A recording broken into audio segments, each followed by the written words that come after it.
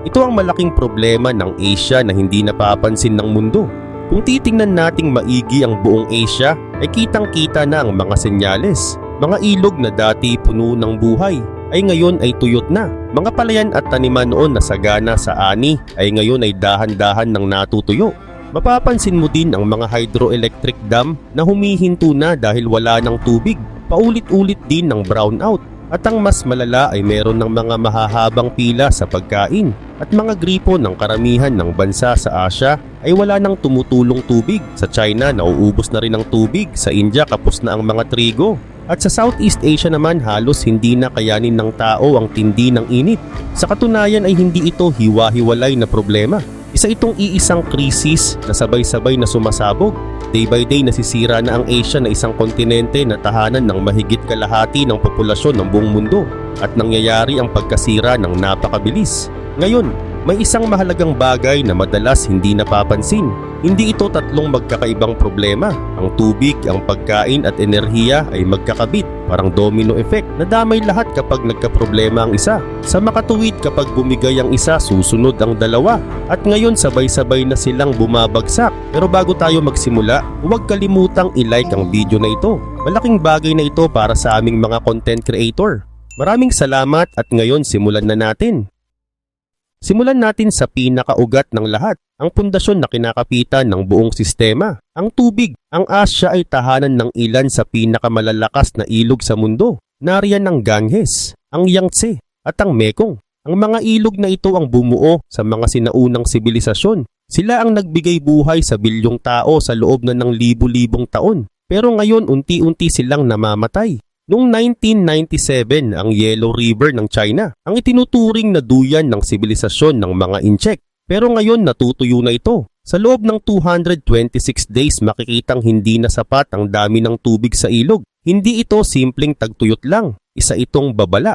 Babala na mas mataas na ang pagkonsumo ng tao kaysa sa kayang ibigay ng kalikasan. At alam iyon ng China. Kaya tumugon sila sa pamamagitan ng isa sa pinakaambisyosong engineering project sa kasaysayan ng tao. At ito ang South-North Water Transfer Project. Isang napakalaking sistema ng mga kanal at pipeline na umaabot ng daan-daang milya. Taon-taon, naglilipat ito ng 10 bilyong cubic meters ng tubig mula sa basang timog patungo sa tuyong hilaga kung nasaan ang tuyong ilog. At halata na ang dahilan kaya nila ito ginawa. Ang hilagang China kasi, kasama na ang Beijing, ay wala na talagang sapat na tubig para mabuhay ang mga tao. Sa ilalim din ng Beijing, unti-unting nauubos ang tubig sa lupa. Sa loob ng maraming dekada, patuloy itong bumababa. Noong unang bahagi ng early 2000s, ang water level sa ilalim ng lungsod ay bumabagsak ng 1 to 2 meters bawat taon. Wala nang ibang pagpipilian ng syudad, kundi isinara na lang ang maraming balon.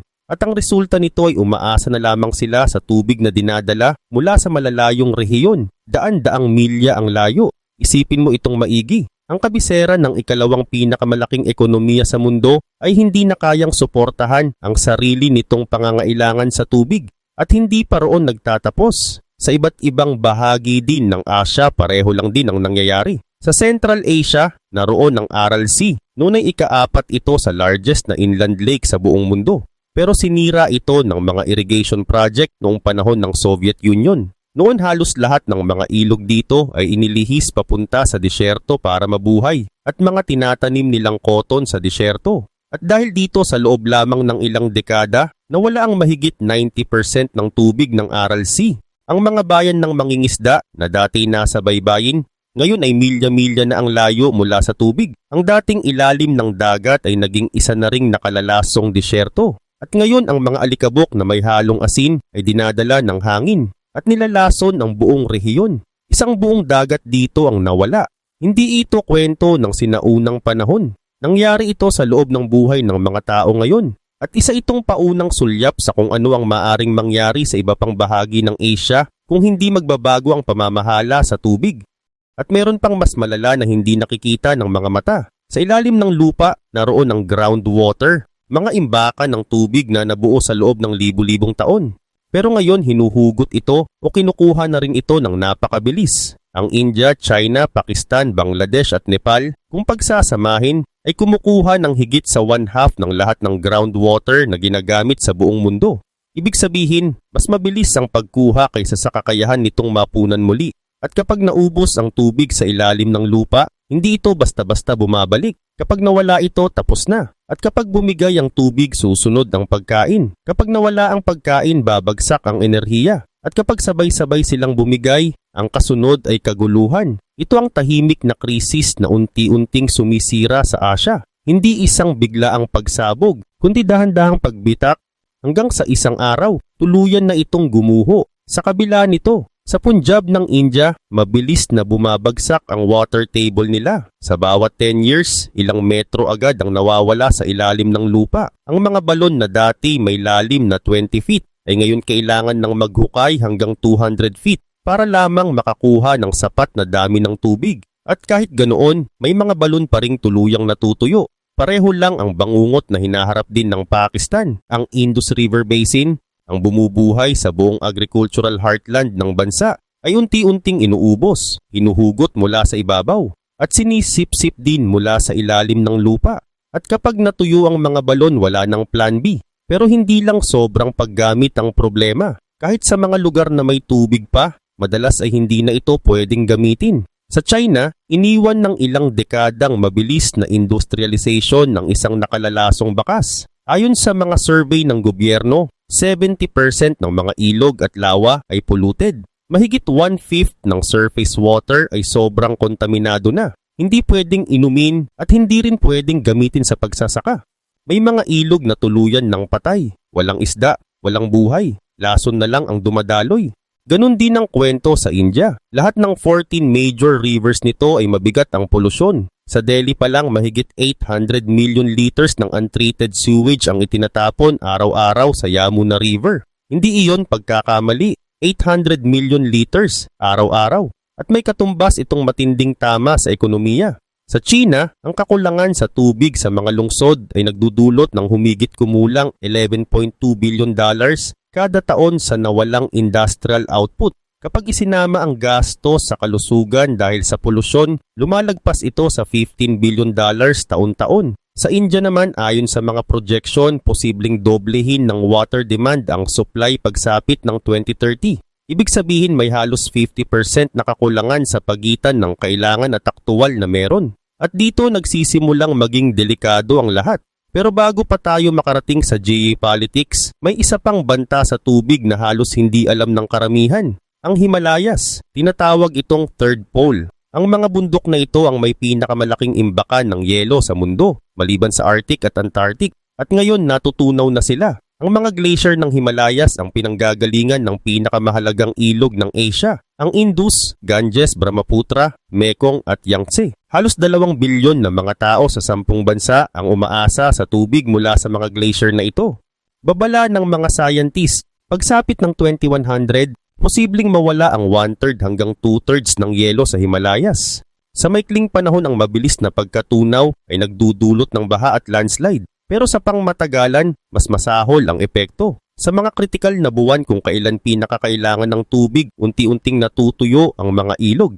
Nakikita na ito ng mga komunidad sa ibaba ng bundok. Mas malakas ang agos tuwing spring dahil sa mabilis na pagkatunaw. Pero pagdating ng huling bahagi ng taon, bigla namang may kakulangan dahil wala na ang yelong dati nagpapanatili ng daloy ng tubig. Kapag naubos ang water towers ng Asia, magiging mapaminsala ang resulta. Mas kaunting patubig, mas kaunting maiinom, mas kaunting hydropower, at posibleng mga digmaan sa pagitan ng mga bansa. At dito na tayo dumarating sa powder keg. Ang mga ilog ay hindi sumusunod sa hangganan ng mga bansa. Ang Indus ay dumadaloy mula India papuntang Pakistan. Ang Ganges ay mula India papasok ng Bangladesh.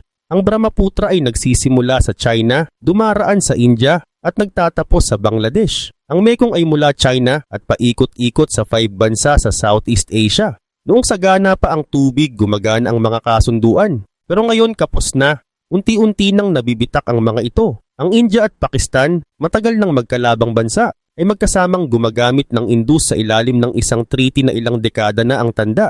Pero habang lumalaki ang pangangailangan ng India sa tubig, may mga usapan na tungkol sa renegotiation. Para sa Pakistan na umaasa sa Indus para mabuhay, Isa itong banta sa mismong pag-iral ng bansa. Sa ibaba ng Ganges, tahimik na nagmamasid ang Bangladesh habang patuloy na nagtatayo ang India ng mga dam at water diversion sa itaas. Noong 1990s, muntik na itong mauwi sa isang diplomatic crisis dahil sa pagbawas ng daloy ng tubig. Sa Mekong naman, ang malalaking dam ng China sa itaas ng ilog ay kasabay ng matitinding tagtuyot sa mga bansa sa ibaba, Thailand, Vietnam, Cambodia. Isa ang tanong nila, minamanipula ba ng Beijing ang ilog? Sagot ng China, hindi raw. Sabi ng data, kabaligtaran ang sinasabi nila sa realidad. Wala pang tahasang water wars na sumasabog, pero ramdam na ang pressure. Habang nakikita ng mga bansa na unti-unting nawawala ang mga mahalagang resources, pumapalit ang desperasyon. At kapag desperado na ang isang bansa, hindi na palaging diplomasya ang unang pinipili. May isang mahalagang bagay pa tungkol sa tubig na kailangang malinaw sa lahat. Hindi lang ito tungkol sa pag-inom. Ito ay tungkol sa buhay ng buong lipunan. Kailangan ng tubig ng mga ospital.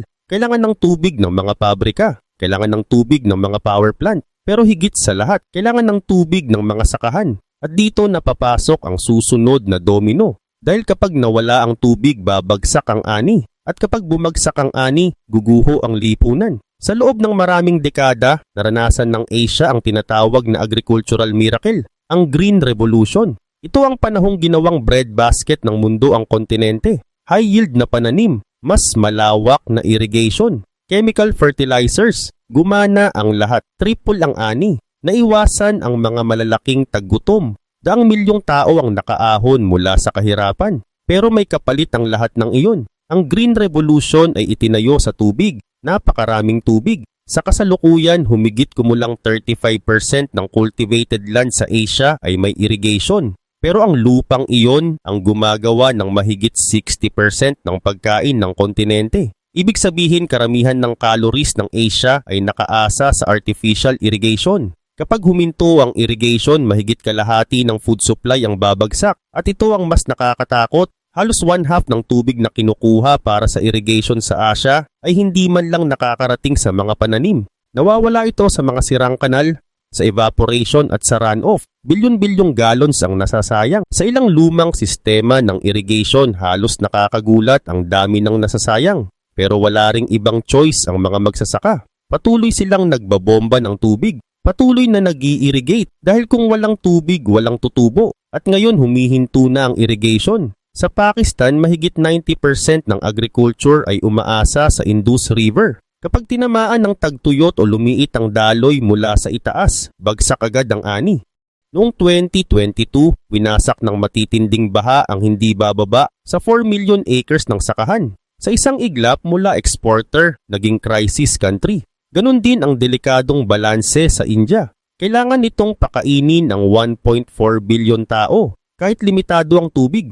Para makatulong sa mga magsasaka, sinusuportahan ng gobyerno ang kuryente. Kaya mura ang pagbobomba ng groundwater. Kaya bomba sila ng bomba. At bomba pa. At bomba ulit. Ang India ay kumukuha ng humigit kumulang 1/4 ng lahat ng groundwater na ginagamit sa buong mundo. Isang bansa lang 1/4 ng global total. Sa ilang lugar bumagsak na ang water table ng 4 meters o higit pa. Ang mga balon na dati mababaw lang ay kailangan ng hukayin hanggang 200 feet pababa. At kahit ang pinakamalalalim na balon ay nagsisimula na ring pumalya hanggang sa tuluyan na silang matuyo. Dito na pumapasok ang climate change. Noong 2022, isang record-breaking heatwave noong March ang sumira sa wheat crop ng India ilang sandali bago ang anihan. Agad na ipinagbawal ng gobyerno ang wheat exports para masiguro ang pagkain sa loob ng bansa. Ang India, isa sa pinakamalalaking grain exporter sa mundo, ay napilitang magsara ng export para hindi maubusan ng pagkain. Pagkalipas lang ng isang taon, naging pabago-bago ang monsoon at tinamaan naman ang rice production. Muli nagpatupad ang India ng restriction sa rice exports. Nagpanik ang global markets. Hindi na ito teorya. Nangyayari na ito ngayon.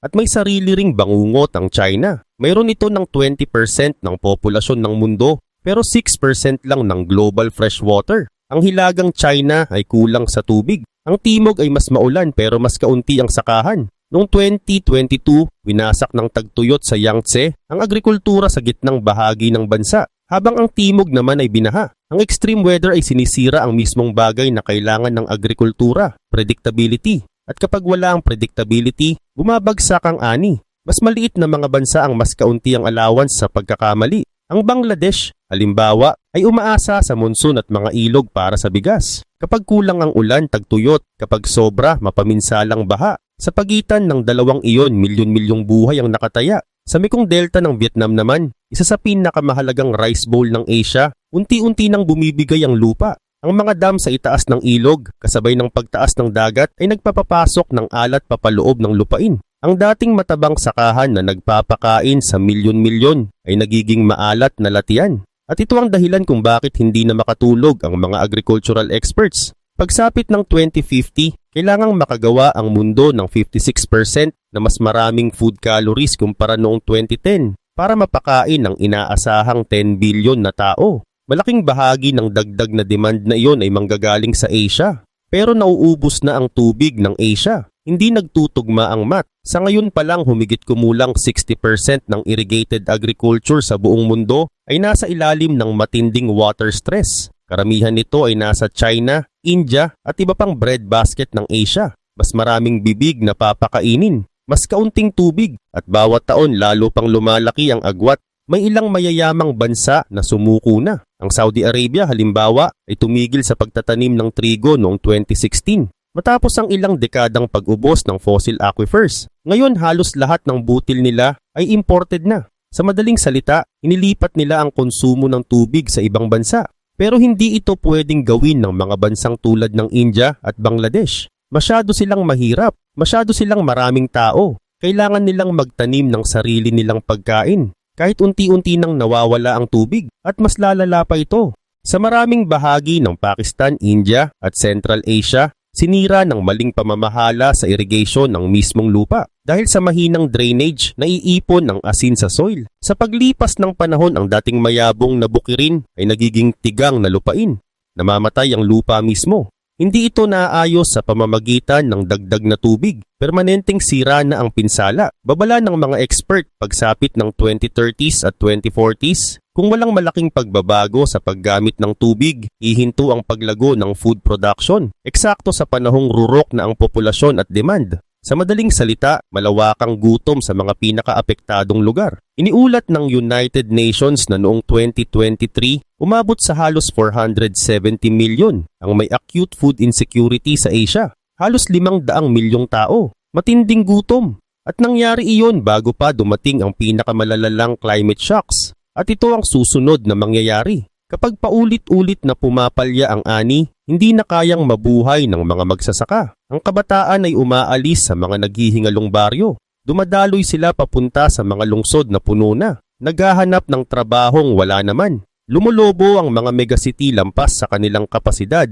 Lumalawak ang mga slum. Tumataas ang tensyon. Hindi ito haka-haka. Sumasabog ang urban population ng Asia. Mga lungsod tulad ng Delhi, Karachi at Dhaka na may 10-10 milyong residente na ay patuloy na sumisipsip ng alon ng mga migranteng galing probinsya. Hindi na makahabol ang infrastructure, napipiga ang water systems, bumabagsak ang sanitation, kumakalat ang sakit. At tandaan, hindi lang ito economic migrants. Sila ay climate refugees, tumatakas mula sa mga lupang hindi na kayang magbigay ng buhay. Ang Bangladesh, ayon sa projection, ay maaaring makalikha ng tens of millions na climate refugees habang tumataas ang dagat at nawawala ang fresh water sa mga baybaying lugar. At saan sila pupunta? Ayaw sila ng India, ayaw rin ng iba. Sa ilang bansa sa Southeast Asia at South Asia, may tinatawag na youth bulge, napakalaking bilang ng kabataang pumapasok sa job market na matagal ng puno. Kapag hinaluan mo pa iyon ng kakulangan sa pagkain at tubig, kumpleto na ang recipe para sa pagsabog ng kaguluhan. Ang mga kabataang walang trabaho, gutom at walang pag-asa ay matagal nang naging mitya ng mga revolusyon sa kasaysayan. Kapag hindi makakain ng tao, gagalaw sila. Kapag hindi sila makagalaw, lalaban sila. Pinatunayan na ito ng kasaysayan. Ang mataas na presyo ng pagkain at pagkabigo ng ani ay tumulong magpasiklab ng Arab Spring sa Middle East. Nagkaroon ng riots, bumagsak ang mga gobyerno, sumiklab ang mga civil war. Ang digmaang sibil sa Syria ay may maraming dahilan. Pero isang malaking salik ang matinding tagtuyot mula 2007 hanggang 2010 na sumira sa mga sakahan, nagpalikas ng mga pamilya papunta sa mga lungsod at lumikha ng hindi na kayang tiisin na pressure sa lipunan. Nang sumabog ang gulo, ang kakulangan sa tubig at pagkain ang lalo pang nagpalala ng lahat. Hindi pa nararanasan ng Asia ang ganoong kalawakang pagbagsak sa ngayon. Pero naroon na ang lahat ng sangkap, youth bulges sa South Asia at Middle East, milyon-milyong kabataang walang trabaho. Tumataas na presyo ng pagkain, kulang sa tubig, mga gobyernong naiipit at may isang bagay pang nagpapalala nito, inequality. Sa bawat bansa sa Asia kayang protektahan ng mayayaman ang sarili nila mula sa kakulangan. Mas malalim na balon, bottled water, imported na pagkain, diesel generators kapag bumigay ang kuryente. Pero ang mahihirap, hindi. Mga magsasakang may maliit na lupa, mga nakatira sa slum, mga nomadic communities. Sila ang unang magugutom. Sila ang unang mauuhaw. Kapag ang pag-survive ay nagiging pribilehiyo na lang ng mayayaman, doon nagsisimulang kumulo ang galit. At kapag isang ethnic o religious group ang may control sa resources habang ang iba ay wala, ang dati ng tension ay biglang sumasabog sa karahasan. Isang shock na lang ang kulang. Isang malaking bagsak ng ani. Isang matinding tagtuyot at sasabog ang powder keg. Pero may mas malupit pang twist ang krisis na ito. Kahit masiguro mo ang tubig at pagkain, may isa pang haligi na pwedeng bumagsak. Enerhiya. Umiikot ang Asya sa enerhiya, mga pabrika, mga lungsod, transportasyon. Ang modernong buhay ay nangangailangan ng tuloy-tuloy at maaasahang kuryente. At sumabog na ang konsumo ng enerhiya sa Asia. Pagsapit ng 2025, inaasahang kakain ng Asia ng 1/2 ng lahat ng electricity na ginagawa sa buong mundo. Half. China at India pa lang, sila na ang nagtutulak ng malaking bahagi ng pagtaas ng global energy demand. Industrial boom, lumulubong middle class, napakalalaking megacities. Lahat ng yan, umaasa sa kuryente. Kapag nawalan ng power, humihinto ang lahat pero ang energy grid ay mas marupok kaysa sa inaakala ng karamihan. Noong January 2023, naranasan ng Pakistan ang isang nationwide blackout. Mahigit 220 milyon tao ang nawalan ng kuryente sa loob ng isang araw. Buong bansa, nagdilim. Sa Central Asia, may katulad na nangyari noong unang bahagi ng 2022. Isang grid malfunction ang nagpalubog sa Kazakhstan, Kyrgyzstan at Uzbekistan sa dilim ng ilang oras. Milyon-milyon ng apektado. Nagkukumahog ang mga ospital. Huminto ang mga industriya. Hindi ito aksidente. Mga babala ito. At narito ang koneksyon na madalas hindi napapansin ng marami. Magkakabit ang enerhiya at tubig. Ang mga thermal power plant, coal, gas, nuclear ay nangangailangan ng napakalaking dami ng tubig para sa cooling. Kapag walang tubig, humihinto ang planta. Sa pagitan ng 2017 at 2021, maraming power plant sa India ang napilitang magsara dahil kulang ang fresh water para sa cooling. Ang resulta, pagkawala ng 8.2 terawatt hours ng kuryente. Sapat para mag-supply ng kuryente sa 1.5 million na bahay sa loob ng 5 years. Mas delikado pa ang hydropower. Kapag may tagtuyot, bumababa ang agos ng ilog.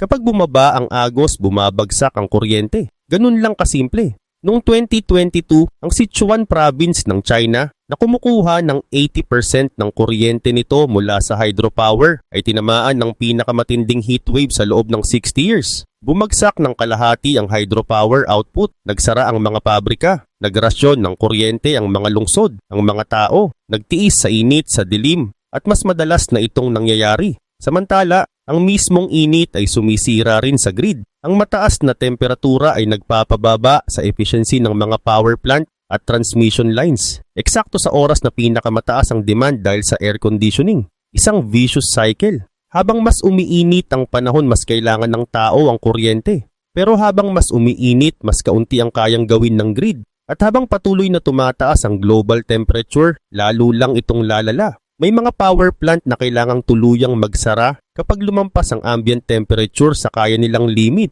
Ayon sa mga pag-aaral, pagsapit ng 2050, ang heatwaves pa lang ay maaaring magdulot ng mahigit $8 billion na pagkalugi kada taon sa power sector ng Asia.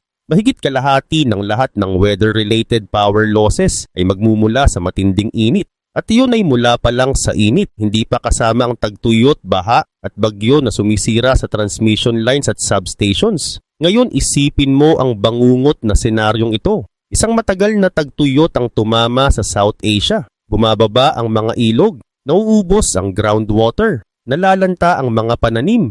Pagkatapos, dahil walang tubig para sa cooling, humihinto ang mga thermal power plant. Ang mga hydropower dam ay nakatenga sa likod ng mga reservoir na halos walang laman. Bumagsak ang grid. Bigla, hindi na pwedeng magbomba ng tubig papunta sa mga lungsod. Pumipila ang mga tao ng ilang oras sa iilang public taps na gumagana pa. Sa matinding init ng tag-init, walang air conditioning. Ang mga matatanda ay nagsisimulang mamatay. Ang mga ospital ay pilit na binubuhay ang mga critical patients gamit ang backup generators na may fuel lang para sa ilang araw.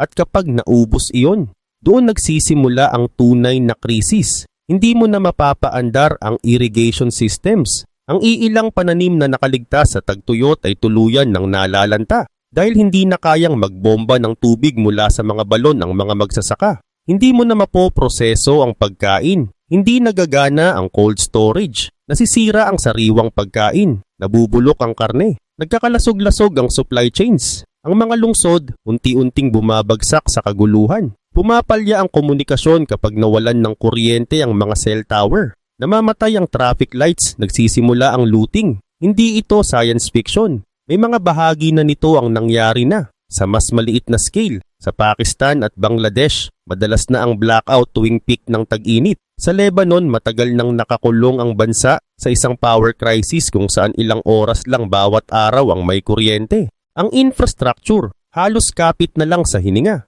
Isang malaking shock lang ang kulang. Isang matinding tagtuyot o isang grid failure sa maling oras at pwedeng bumagsak ang buong sistema. At kapag bumagsak ang enerhiya, kasabay na bumabagsak ang lahat. Kaya umatras muna tayo at tingnan ang kabuuang larawan. Tatlong haligi, tubig, pagkain, enerhiya, magkakabit ang tatlo. Lahat ay nasa matinding pressure at lahat ay sabay-sabay ng pumapalya. Ganito ang itsura ng systemic collapse. Hindi biglaan, hindi dramatic, kundi mabagal, paulit-ulit na pagkasira kung saan bawat pagkabigo ay lalong nagpapabilis sa susunod. Tagtuyot, nawawala ang tubig. Walang tubig, walang ani at walang kuryente. Walang kuryente, walang water pumps at walang food processing. Walang pagkain, may riot at migration. Migration, nilulunod ang mga lungsod. Mas maraming lungsod, mas maraming demand, mas kaunting resources. At lalong bumibilis ang ikot, nagsimula na ang feedback loops. At ito ang geopolitical reality. Kapag nauubos ang resources, mas mahirap ang cooperation. Ang mga bansa ay nagkukulong sa sarili. Tumitigas ang borders, umiinit ang tensyon. Ang India at Pakistan ay parehong may nuclear weapons at mahabang kasaysayan ng alitan. Ilang digmaan na ang kanilang pinagdaanan. Noong early 2000s, muntik na silang mag-nuclear war. Ngayon, idagdag mo ang kakulangan sa tubig. Parehong pinaghihinalaan ng bawat isa ang isa't isa na pinipigilan ng daloy ng ilog. Nagpahiwatig ang India na maaring muling pag-isipan ang Indus Waters Treaty. Isang kasunduang nakaligtas kahit sa mga digmaan. Para sa Pakistan na umaasa sa Indus para mabuhay, anumang pagbawas ng tubig mula sa itaas ay tinitingnan bilang act of war. Isang matinding tagtuyot, isang mapanuksong dam, isang maling kalkulasyon. Yun lang ang kailangan. Sa Mekong, inaakusahan ng mga bansang nasa ibaba ang China na kinokontrol ang daloy ng tubig gamit ang mga dam sa itaas. Kapag may tagtuyot, agad na nakaturo ang daliri kay Beijing. Itinatanggi ito ng China pero unti-unting nawawala ang tiwala. Vietnam, Thailand, Cambodia. Lahat sila'y kinakabahang nanonood habang mas maraming dam ang itinatayo ng China at lalo namang humihina ang agos ng kanilang mga ilog. Kahit sa pagitan ng India at Bangladesh na karaniwang magkasundo, may kumukulong tensyon sa Ganges. Noong 1990s, sobrang nabawasan ng daloy ng tubig dahil sa upstream barrage ng India. At muntik nang maputol ang diplomatic relations ng Bangladesh. May treaty na nilagdaan pero nananatili ang takot sa mga susunod na water withdrawals. Mga populasyong kapo sa resources, mga sugat ng kasaysayan at patuloy na lumiit na supply ng tubig sa pagitan ng mga bansa. Sa loob ng mga bansa, kumakalat ang mga bitak. Ang mayayamang rehiyon ay nag-iimbak, ang mahihirap ay naghihirap. Mas lalong sumisidhi ang ethnic at religious tensions kapag isang grupo ang may kontrol sa tubig o pagkain. Sa India, ang alitan ng mga estado tungkol sa river allocation ay nagdulot na ng mga protesta at riot. Sa Iran, lumabas sa kalsada ang mga magsasaka dahil sa maling pamamahala sa tubig. Kapag desperado na ang mga tao, kapag sila'y uhaw, gutom at walang kapangyarihan, nagiging hindi na sila predictable. At ang mga hindi predictable na populasyon ay kinakabahan ng mga gobyerno. May mga analyst na nagbabala. Ang mga susunod na malalaking digmaan ay hindi na dahil sa langis, kundi dahil sa tubig. Bihira pa sa kasaysayan ng water wars. Pero iyon ay dahil dati, sapat pa ang tubig para ibahagi. Kapag naging malubha ang kakulangan, kapag mismong buhay na ang nakataya, wala nang siguradong mangyayari. Kaya doomed na ba ang Asia? Hindi pa sigurado. Nakakabahala ang direksyon, pero hindi pa ito nakaukit sa bato. Totoo ang pressure. Totoo ang physics ng climate change. Totoo ang math ng populasyon at resources. Kung magpapatuloy ang kasalukuyang takbo, mukhang halos hindi maiiwasan ang pagbagsak sa ilang bahagi ng Asia. Pero pwedeng magbago ang direksyon. Pwedeng mag-adjust ang mga pulisya. Pwedeng tumulong ang teknolohiya. Ang tanong, sapat ba ang bilis ng pagbabago? Pipiliin ba ng mga bansa ang cooperation kaysa conflict? Dahil ito ang totoo, may solusyon. Ang water scarcity ay pwedeng tugunan sa pamamagitan ng mas maayos na pamamahala, modern irrigation, recycling at desalination. Ang food security ay pwedeng gumanda gamit ang drought-resistant crops, mas matalinong farming at pagbawas ng waste. Ang energy grids ay pwedeng palakasin gamit ang renewables, mas maayos na storage at mas matibay na infrastructure. Nariyan ang mga solusyon. Pero ang pagpapatupad nito sa napakaraming bansa na may bilyong apektado ay nangangailangan ng political will, napakalaking puhunan at tunay na international cooperation. At sa ngayon masyadong mabagal ang galaw ng mundo. Nasa 100 ang Asia, 100 patungo sa adaptation, innovation at survival. Ang isa, patungo sa pagbagsak ng mga sistemang bumubuhay sa halos kalahati ng sangkatauhan. Kita na ang mga bitak, mga ilog na namamatay, mga ani na pumapalya, mga grid na bumabagsak, mga lipunang nagkakawatak-watak. Hindi pa tuluyang sira ang kontinente, pero baluktot na ito sa bigat ng pressure. At kapag ito'y tuluyang bumigay, hindi doon lang matatapos ang epekto. Tataas ang global food prices. Aagos ang refugee crisis lampas sa mga hangganan. Kakalat ang geopolitical instability. Ito ang kwento ng panahon natin. Ang kwento ng kung ano ang nangyayari kapag ang pinaka-basic na kailangan ng buhay, tubig, pagkain, enerhiya, ay nagiging kulang. Kapag ang paglago at demand ay lumampas na sa kayang ibigay ng kalikasan, itinayo ng Asia ang mga imperyo nito sa malalaking ilog at matabang kapatagan. Ngayon natutuyo ang mga ilog na yun. Nagiging alikabok ang mga kapatagan. Gumuho na ang pundasyon. Ang tanong ay hindi kung totoo ang krisis. Totoo ito. Ang tanong ay ano ang susunod na mangyayari?